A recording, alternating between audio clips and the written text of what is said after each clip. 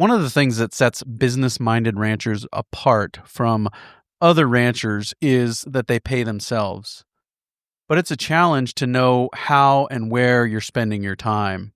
Rooted Ag has a platform that helps you understand, among other things, how and where you're spending your time. And they have an ingenious way of helping you track those things. As I make a quick phone call in, we have an AI feature that comes on, asks us the questions, and I can record my data right there, and then it goes directly into the platform. So while everything is fresh on my mind, what we did, forage height, forage quality, paddock size, all that information, log in there, and then it gets uploaded into the platform where you can see it and view it. So a simple phone call into their platform, log what you did, and then it keeps track of how you're spending time and what you're spending it on and how much some of those projects, those even day-to-day tasks, are actually costing the ranch from that perspective. And so we're going to talk to Nate Stucky today of Rooted Ag on episode 448 of the Working Cows podcast about their platform and some of the ways that they hope to see it grow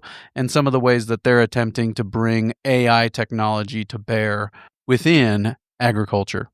And this episode is brought to you by Red Summit Advisors and Ranch Right. Welcome to the podcast that gives producers a platform to discuss and share paradigm-challenging practices. Practices that have increased the effectiveness of their operation and the joy that their families have received from this lifestyle.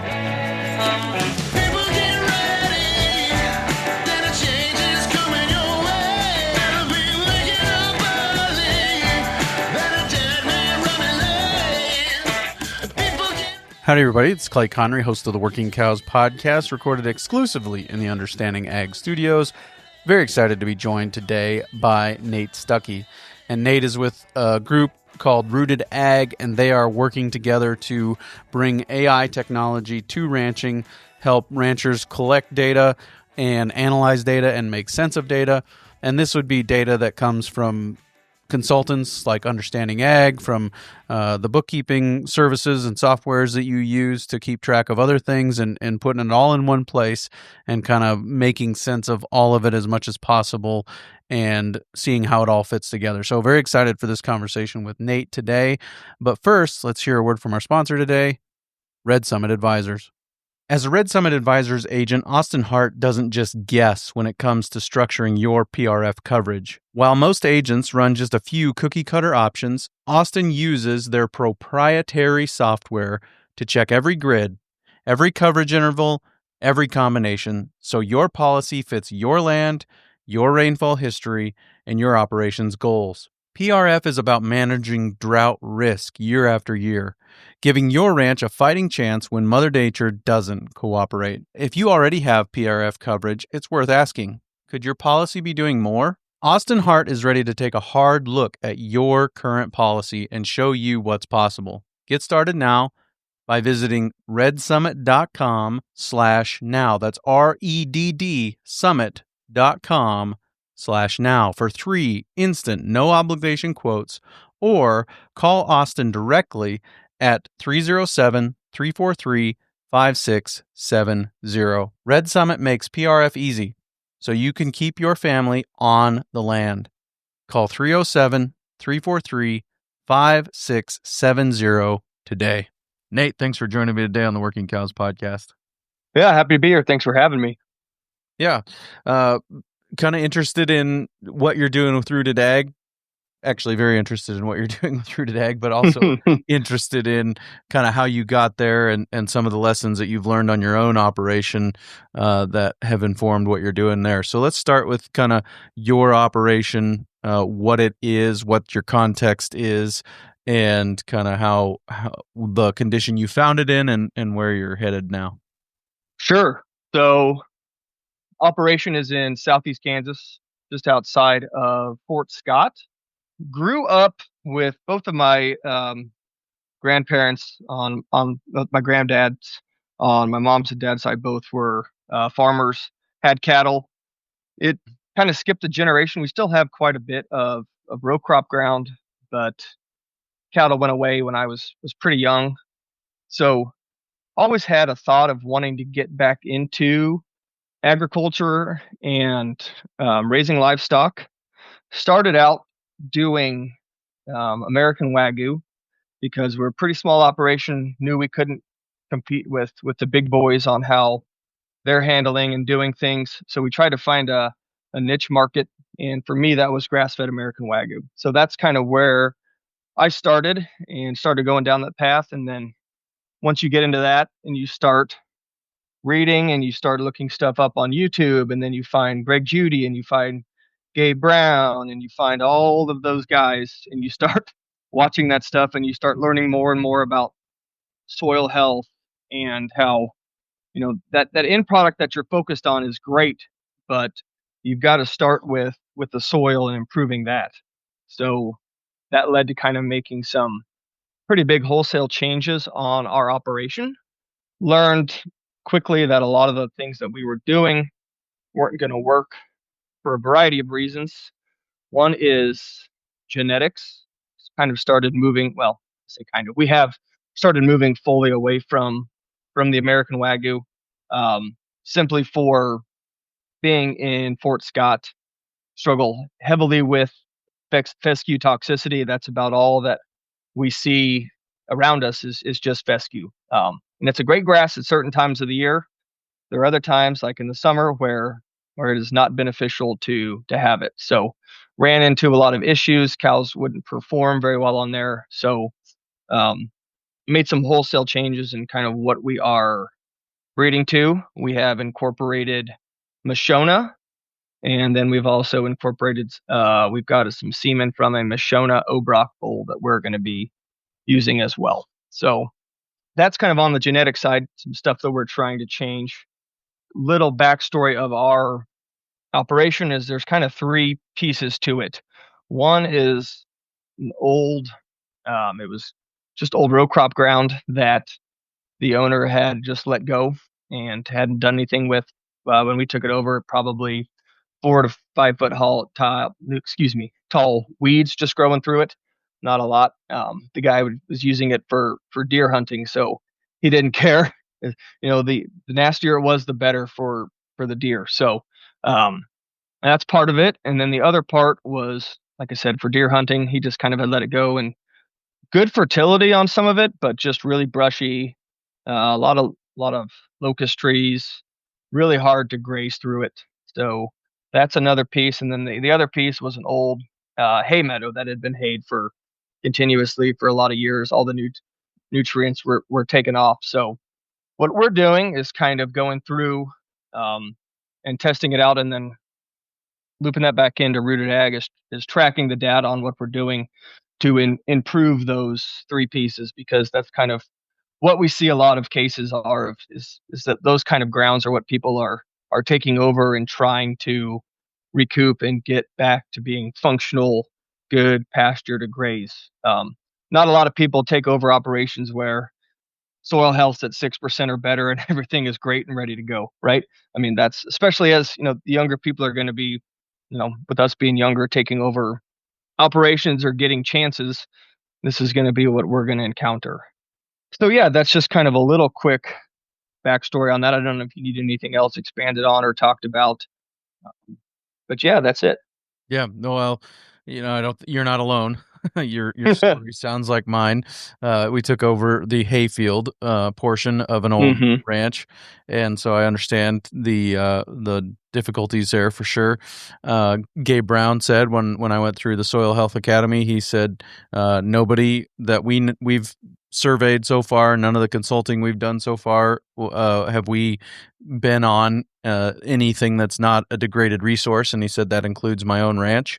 So I mean, farm policy to this day, and especially earlier on, farm policy was actually resource degradation writ large. I mean, they were just basically subsidizing the degradation of resources for a long time, and they continue to do that in a lot of places. So there's all these factors contribute to the fact that there isn't really going to be an opportunity, like you said, to take over an undegraded resource. So you got to start from somewhere, and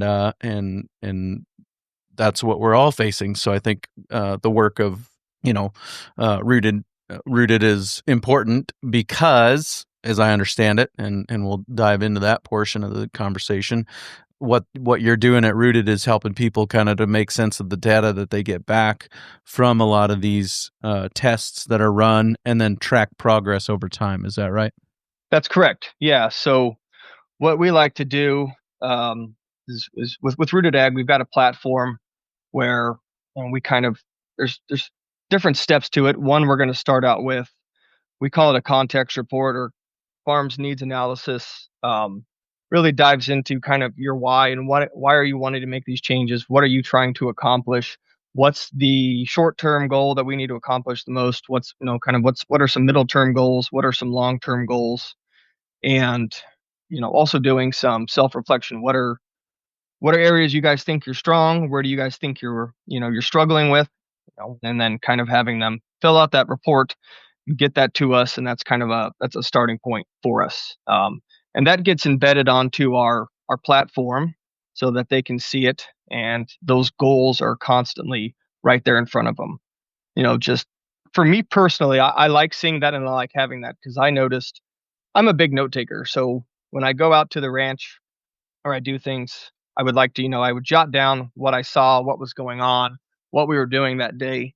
But then I realized I never really ever went back through what I had taken any notes of. I've got a notebook just full of stuff that's just sitting there, right? And I once I got started working with Rooted Ag, I went back through it and I was like looking back through like my first year goals, and I'm like, man, I wish I would have had this in front of me and front and center of all the time because I lost track and sight of what I was trying to accomplish. And so that, led me to kind of wanting to see like what other options out there to help us track this information. So I was doing financial advising and was just kind of getting frustrated with that line of work. It wasn't really what I was happy doing. Found myself wanting to spend more and more time coming up with excuses to get down to the ranch and to do work down there.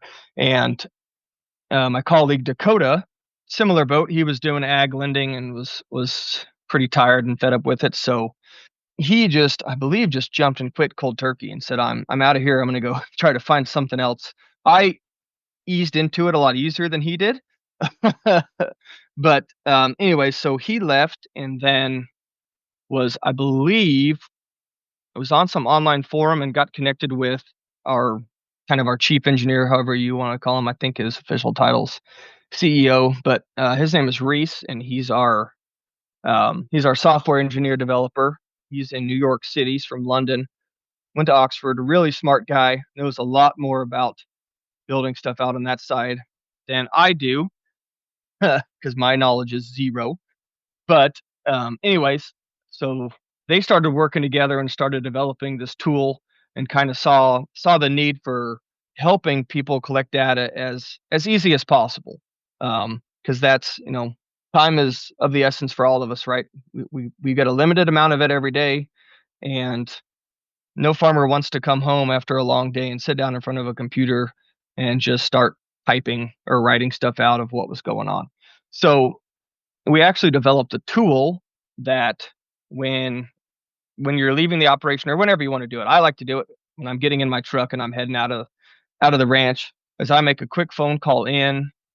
We have an AI feature that comes on, asks us the questions, and I can record my data right there, and then it goes directly into the platform.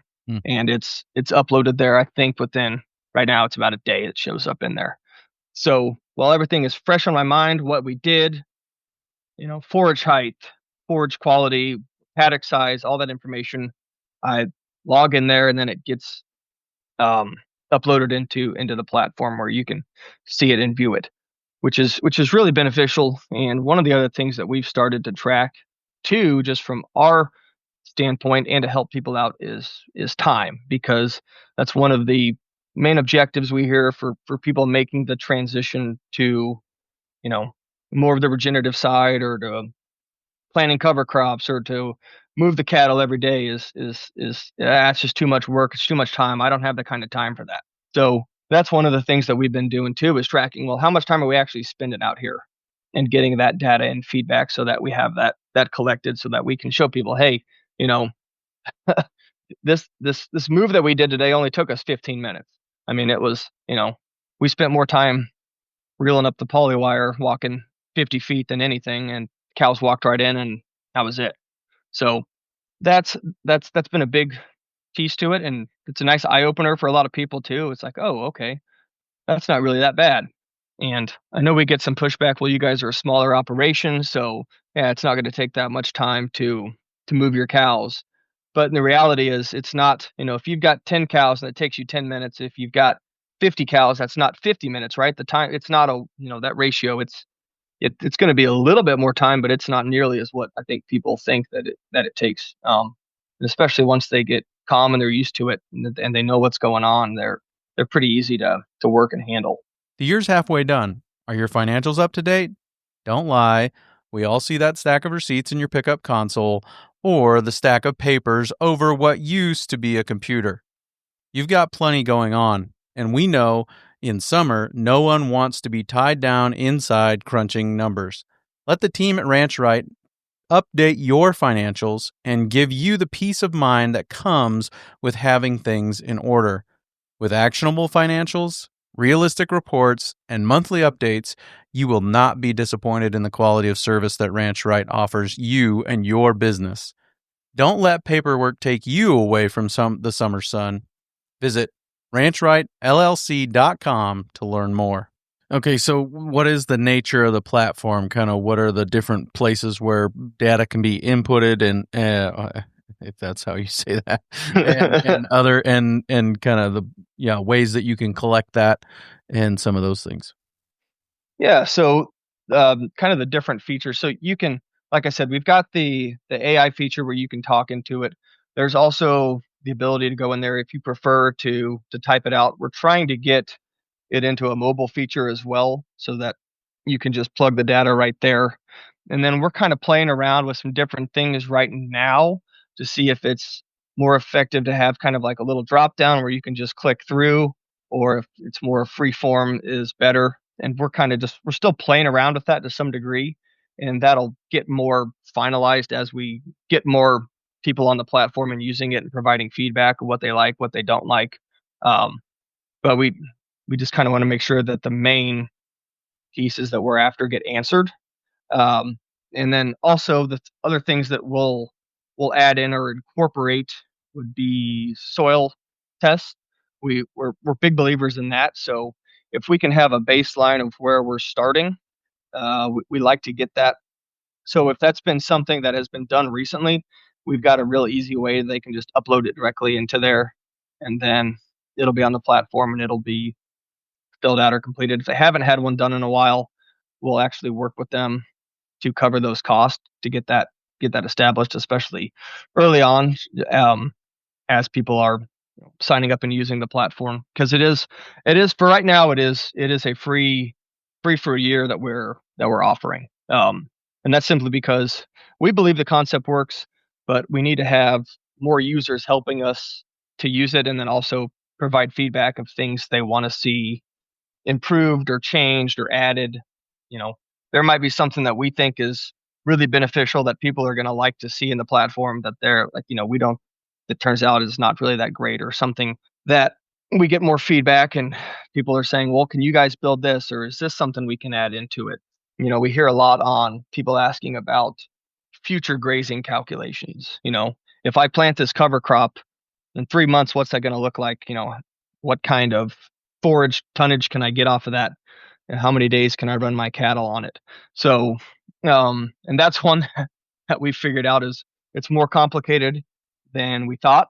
But as we're getting data from other users and collecting it, kind of helps us build out that model to kind of at least give a better idea to people, so they can kind of figure out stocking density and that sort of stuff. When it comes to collecting data, I think part of the problem or part of the challenge is knowing what is worth collecting. Do you guys have kind of a framework or something that will help people kind of know what these are the things that really are valuable that you really want to continually be tracking?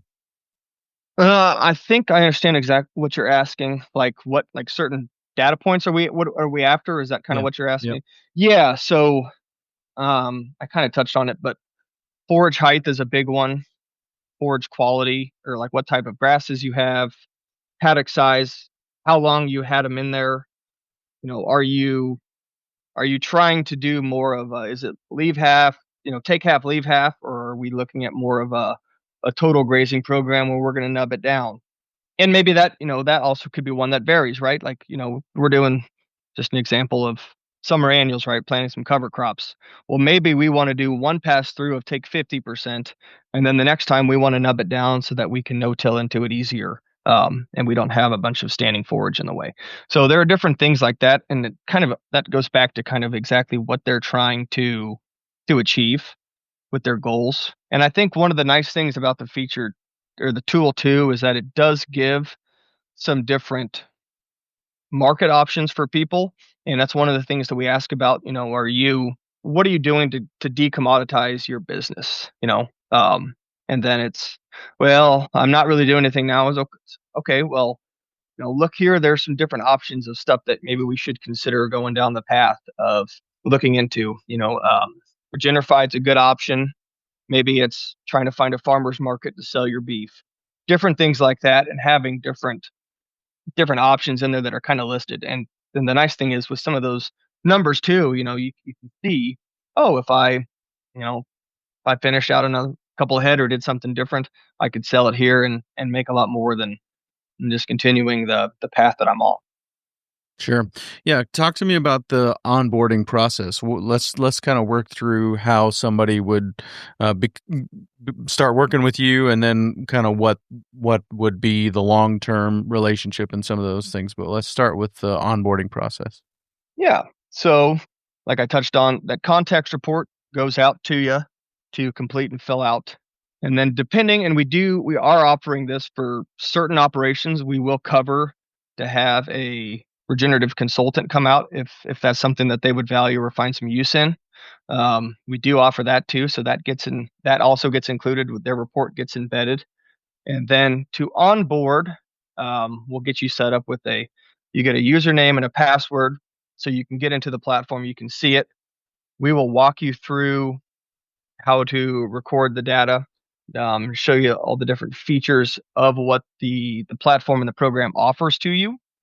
And then there's some quick and easy spots to upload, your parcel location and size, along with your soil test. Like I said, if you've had that done recently and you want to get those baseline numbers in there, which we would recommend doing, and then you get that, and then it's just go through, and then you're kind of up and running, and you're recording, and you're tracking your information and your data, and then probably right now it's about a monthly check-in just to kind of see, hey, how's it working? Are there any hiccups? And we understand there are going to be those, right? I mean, we're new and we're trying to figure out, and computers and technology don't always work the best like they're supposed to. So we go through those hiccups and successes or things that people are liking about it or things that they want to see change. And then I take those and then I communicate that with our engineering team and say, hey guys, seems to be a little bug or issue here, or can we clean this up a little bit? Or, hey, this farmer asked if this was something that we could do.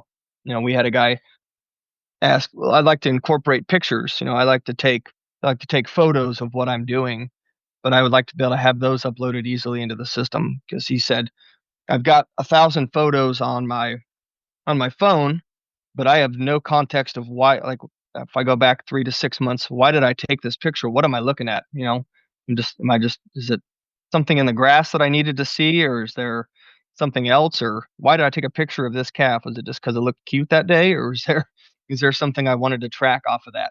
So, and that's been positive feedback that we've liked here, and so that's a feature that is coming that we'll add in there where they can take a photo similar either through the app or on the platform and upload it, and then give the reason why you took this photo and what your goal was with it, so that you can reference back to it down the road. Sure. Yep. And how are like recommendations made? So, we've been tracking forage height, we've been tracking some of these things, we've been tracking these different data points over time. How are those recommendations made about, hey, this is an opportunity, this is something you might look at entertaining as a change or a new strategy? Yeah, good question. So a fair amount of the stuff comes from the consultant work and going out there and seeing the operation and then saying, okay, our goal was we wanted to diversify this pasture and include 3 different species that we didn't have in here before, whether that be, some sort of legumes with clover or whatever else we're trying to add in there. And then so that we can track it and see and then say, okay, well, based off of the feedback that we've gotten so far, did this come in there? Did it work? And why maybe we need to look at some changing. Is it because did we get it planted too late or planted too early?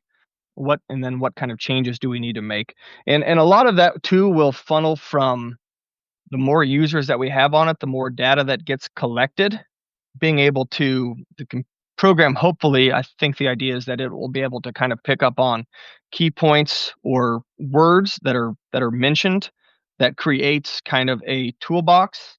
So as somebody else down the road is like, hey, this is an issue that I'm seeing that we can't seem to take care of or get rid of, it'll go back through and look at all the other options or what people have submitted or put in and be able to kind of give them a recommendation off of just overall data that has been collected in there. If that makes sense. I know that's probably kind of confusing, but it's, the more people that we have using it and providing feedback and data helps us to make future decisions for operations, if that makes sense.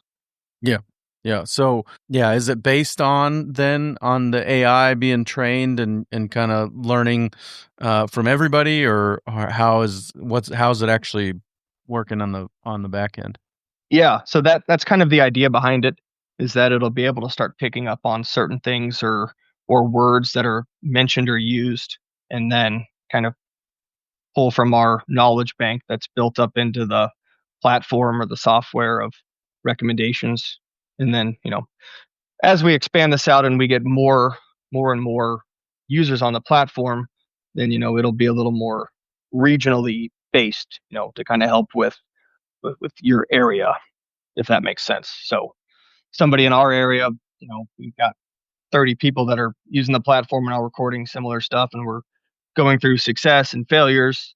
It's going to help us build that out so that when somebody else comes on, they can say what they're struggling with or whatever it is. And then, okay, well, this farm had that issue last year and this is what they did, and it took care of it and it worked. So that's something we should look at trying. Yeah, can you give me some examples of recommendations or ways that those data points have been synthesized into action, or things that these are things you can go out and change? Do you have any examples that you could share? Yeah, I think one of them would be like as they're going through grazing is the changing of the paddock size. And that is done through, telling us where we started with. So let's just say it's easy math. You started with 5 acres, right? And then as we're going through your paddock and you're grazing it, it's not going to stay 5 acres every time. It's going to, by what you provide to us with how much was grazed, it's going to say we need to increase paddock size or we need to shrink it. And it's also going to factor in data with like weather points and information that you give. If did we get a rain? Did we not? Are we hitting a dry period? Do we need to expand these paddocks out as we're going because we're not getting the growth that we want to see? Or did we get a big rain or something came through and now the grass is taller and we need to go smaller paddocks and we need to move them quicker? And that's one of the things that the platform will provide. I say that as we're not quite 100% there yet, but that's the goal of it. And so that's what our engineers are working on building out. Sure. And would all of that data about the rain and how it came be provided by the user? So we've got it now where we can pull in kind of local weather reports, but yeah, we would like the user to provide that if they can, because that's more accurate than what we see, because a lot of times people will say, well, it showed that it rained an inch here, but I didn't get a drop. So if we're just going off of a county average, it's not as dialed. So yeah, we'd like the user to provide that. Sure. And what's kind of your timeline as far as growing and continuing to roll out new features and some of those things? How has the growth been, and yeah, what's kind of been the timeline of Rooted as a company and their existence? Yeah, so I think officially it's been about a year since when Dakota and Reese got started on building this out. We've really been up and running about 3 to 4 months on it. So the growth has been good. I think we're up to, just as of yesterday, just a little over 10,000 acres we've got on board, which is pretty good for us.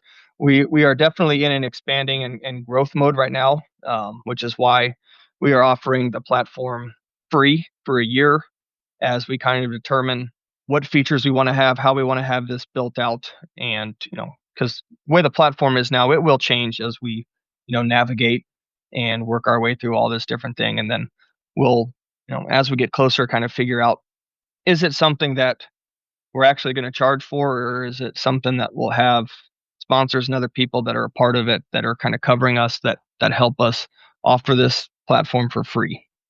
What are some of the things that you're excited about rolling out? Some of the things that you maybe didn't see coming from when you started to now, like, oh, these are things that, yeah, that makes a lot of sense, as something that would be useful.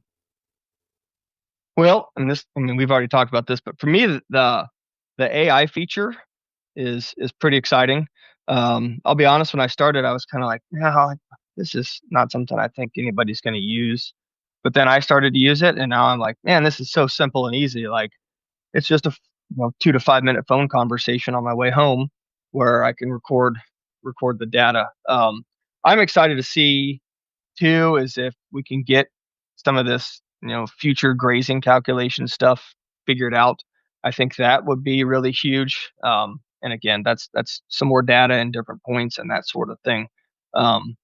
Simply because we've got to have enough users that are providing the feedback, because an inch of rain on somebody's property that's soil organic matter of 2 is going to impact it completely different than somebody that's at 4 or 6, right? So those are different data points that we need to get. So, we're working with somebody that's just starting down the regenerative path. Maybe they've been doing it more on the conventional side, we've got some operations that have been doing it for a while, and they just want to better track what they're doing on their operation. Sure. Yep. So, and I cut you off there. But... No, you're good. I see the kind of this report that's been generated on the Facebook page.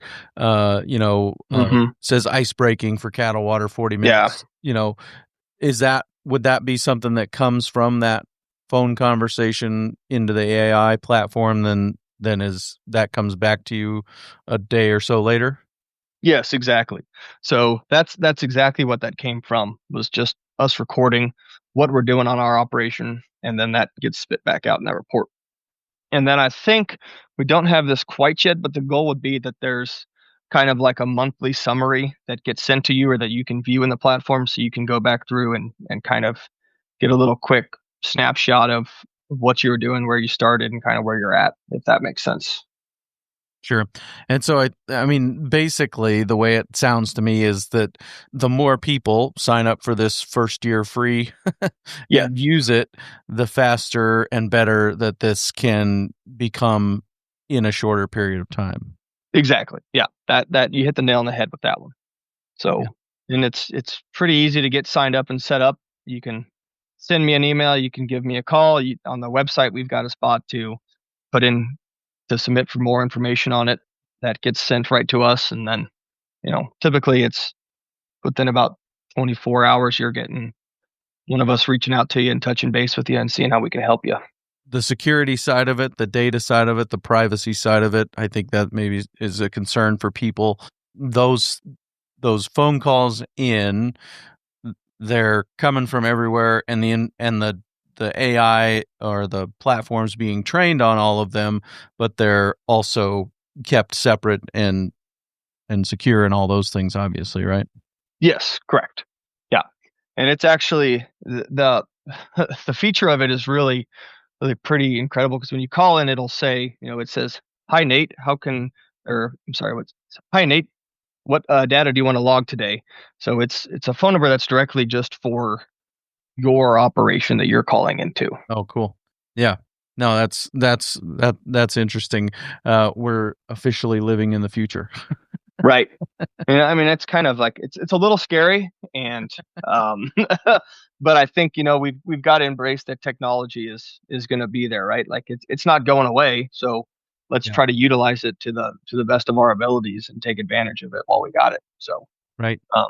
but yeah, that was the good question on like the data too, because we've been asked a few times, like, well, are you guys going to sell our data to anybody or do anything different with it?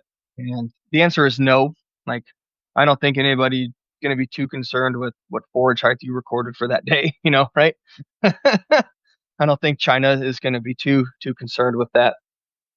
Yeah, but I mean, I went to Canva the other day. I used Canva a lot for different things to develop images and all that stuff, and they had an AI tool, and just out of curiosity, I wrote in there, and they'd give you a one-page outline, and for a talk, and generate a presentation for you, and I just put in something about ranching, real general, and it did a pretty good job of spitting out, like, here's some of the challenges that are facing ranchers. Like, we need to become better marketers. And I didn't prompt it with anything other than ranching as a business, I think is what I said.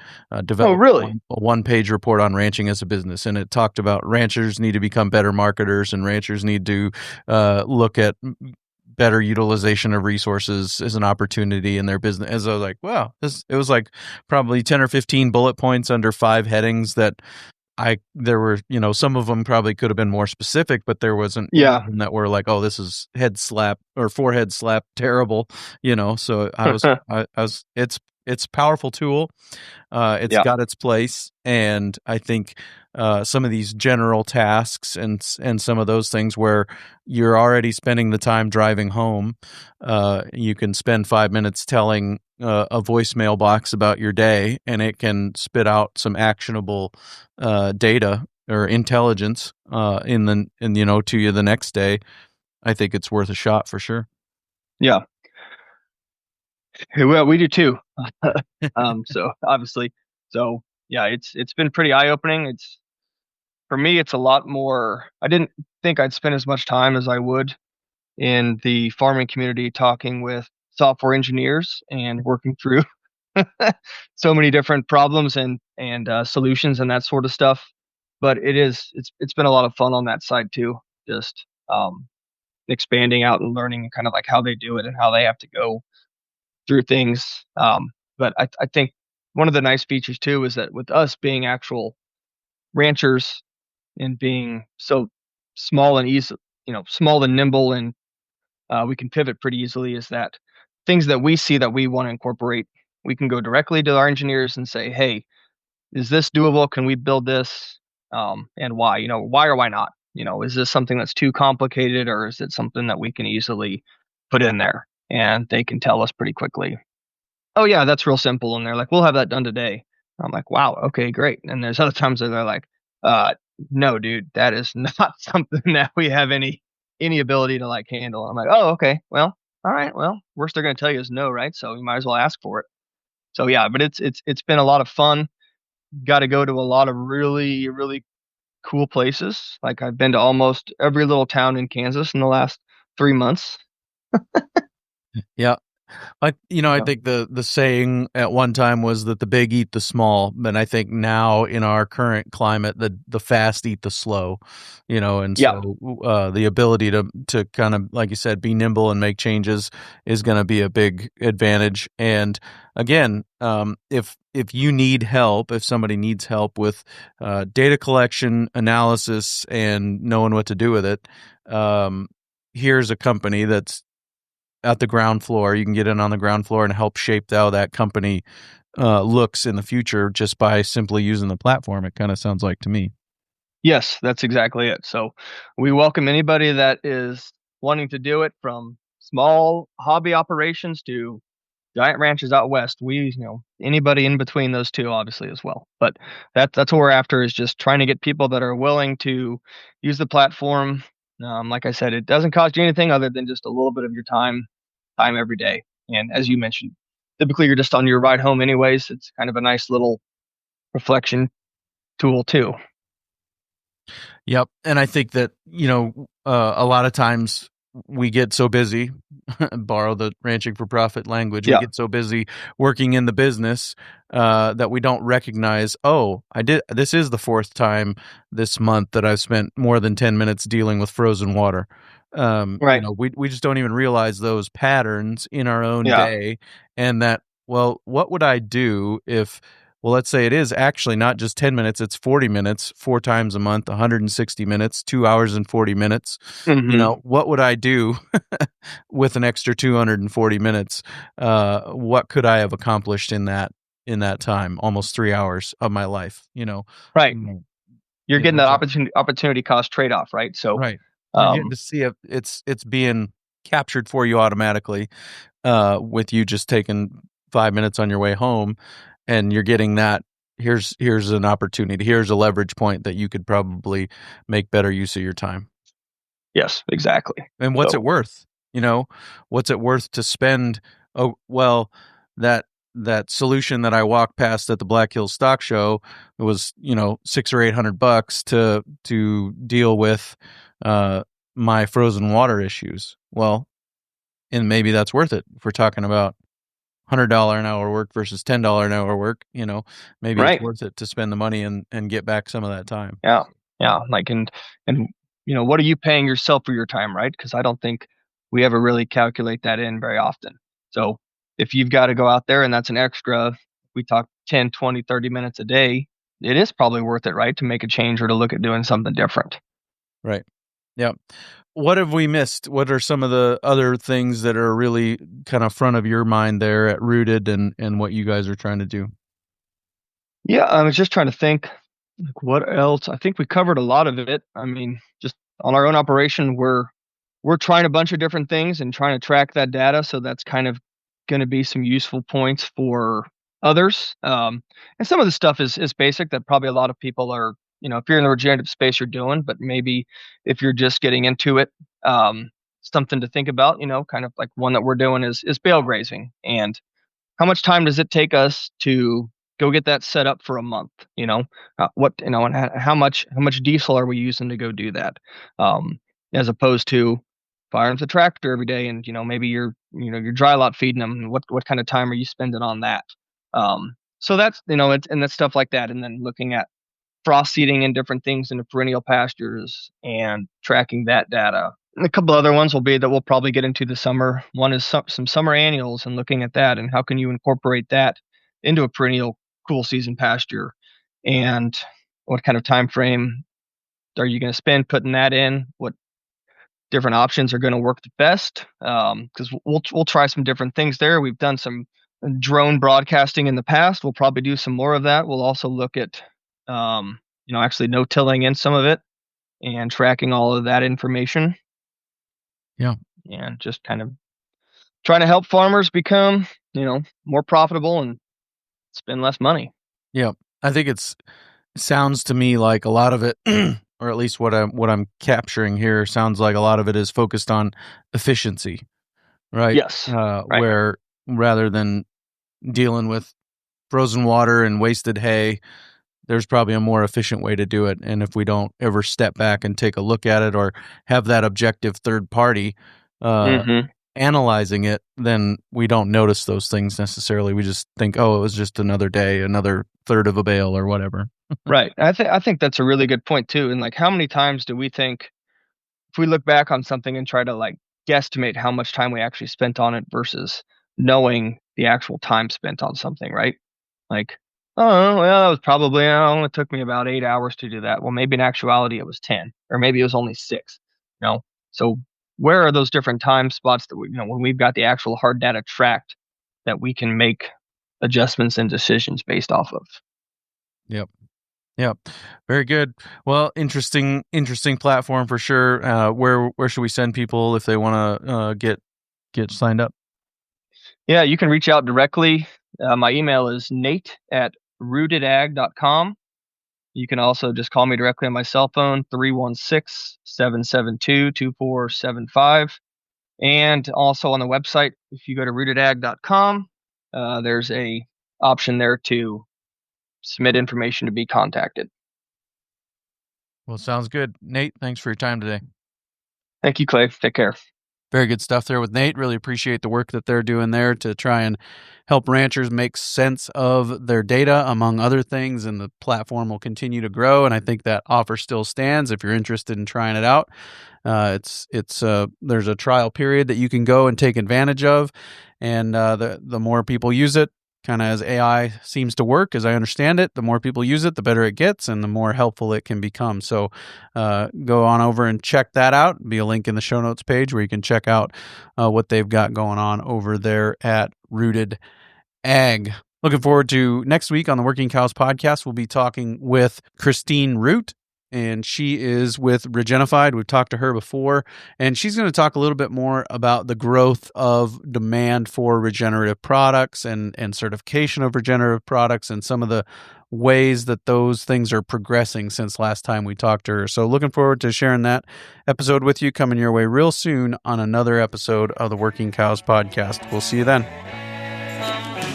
We invite you to visit workingcows.net to subscribe to the show via iTunes or Stitcher. You'll also find detailed show notes pages, resources from our guests, and the industry leaders who have influenced them. For more ideas on putting your cows to work for you in a more profitable way, tune in next week.